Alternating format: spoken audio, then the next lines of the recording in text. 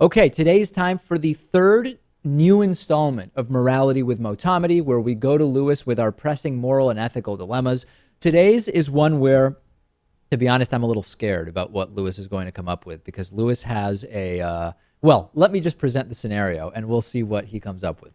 The scenario is as follows. A madman who has already detonated a bomb in a crowded area has been apprehended, and you know for a fact that there are more bombs planted and set to explode. It's likely that many people will die if these other bombs detonate, and authorities have done everything they can to make this madman divulge the location of the bombs using unenhanced interrogation techniques, right? Meaning he has not been tortured.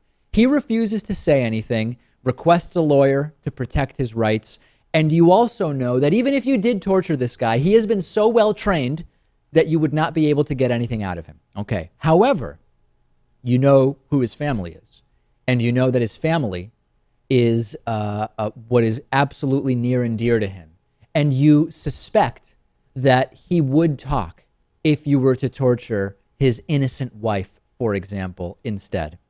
What do you do, Lewis? And this assumes a lot of things. This assumes, number one, that you could know for a fact that he would talk if you torture his wife. It assumes that you have access and resources to start torturing. It assumes a lot of different things, but the point is, morally, can you justify torturing the innocent wife of a madman in order to get him to spill the beans about where the bombs are?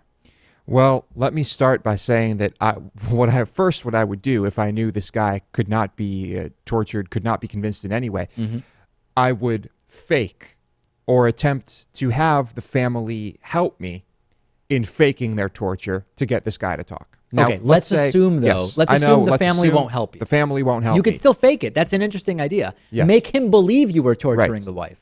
Fair Okay. enough. Okay, but let's say that doesn't work, Okay. because then we don't have this moral dilemma. Right. That's an easy way out. If I knew for a fact that torturing the family of this man, let's just say it's his wife, Just one person, yeah. would save lives and would yield the information that we need to save lives, Yeah. even if you're just saving a few lives. Now, I'm not going to kill this woman. I'm going Right. to torture her. Okay, good. I would do it. You would. If I knew, this is assuming a lot, if I could say with certitude Sure. that this would give up the information, would you? Before I give The my thing is, my you view on can't this, know that. Let's say you did, okay?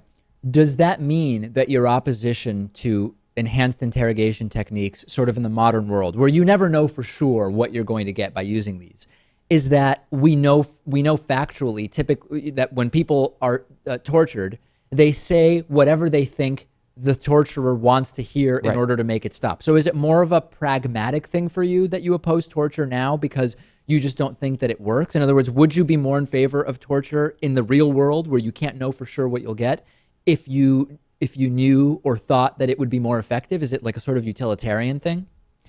Well, the reality is it just doesn't work.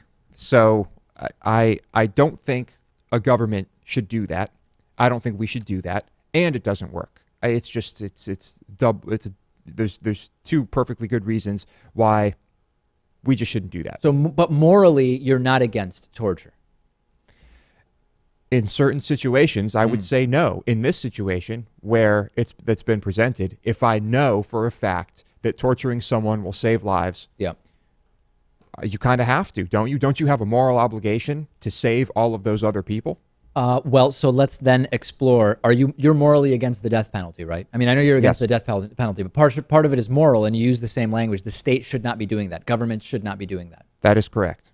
If you knew that in certain cases, instituting the death penalty would save lives, more than one life, sort of utilitarian approach, would you also be in favor of the death penalty, even though you claim to be morally against it? I don't know how this could possibly happen. If I knew it would save more lives than it would end, I guess so, but that's impossible.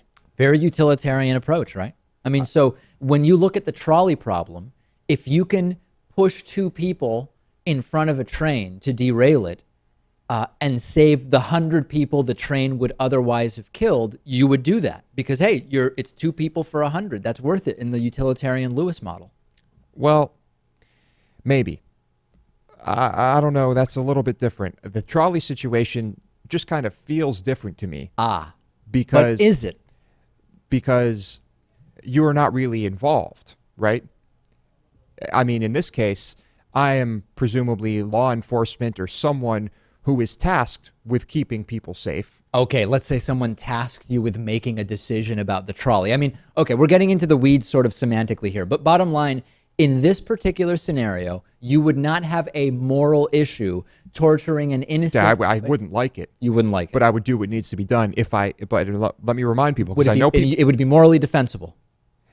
Yes, because people are going to twist this, because the situation says that if I know that the torture would deal with the bombs and that I would get the information I need, Right. yes, I would. And mind you, I'm not killing anyone. This is just torture. Yep.